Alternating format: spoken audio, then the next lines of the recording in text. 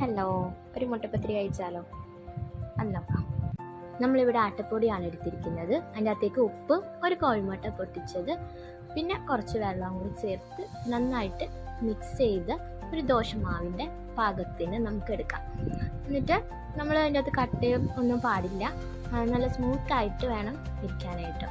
അതവിടെ മാറ്റി വയ്ക്കാം. ഇനി ഇതിൻ്റെ അകത്ത് ഫില്ലിങ്സിന് വേണ്ടിയിട്ട് എന്തൊക്കെയാണെന്ന് നോക്കാം. നമ്മൾ തേങ്ങ ചിരവിയത്, അതിൻ്റെ അകത്തേക്ക് കുറച്ച് പഞ്ചസാര, പിന്നെ 2 ഏലക്ക പൊടിച്ചതും ഇട്ടിട്ടുണ്ട്. എന്നിട്ട് അത് എല്ലാം കൂടി മിക്സ് ചെയ്ത് മാറ്റി വെക്കാം. അതിനുശേഷം നമ്മൾ സ്റ്റവ് കത്തിച്ചു, ദോശ തവി വെച്ചു.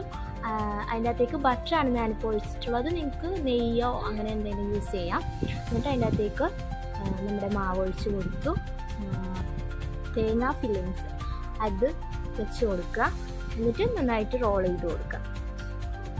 ഒരു സർവിങ് പ്ലേറ്റിലേക്ക് മാറ്റിയിട്ട് നമുക്ക് ചൂടോടെ തിന്നാം. നല്ല ടേസ്റ്റാണ്. അപ്പോൾ നിങ്ങൾക്ക് ഇഷ്ടപ്പെട്ടിട്ടുണ്ടെങ്കിൽ ലൈക്ക്, ഷെയർ, കമൻറ്റ് ആൻഡ്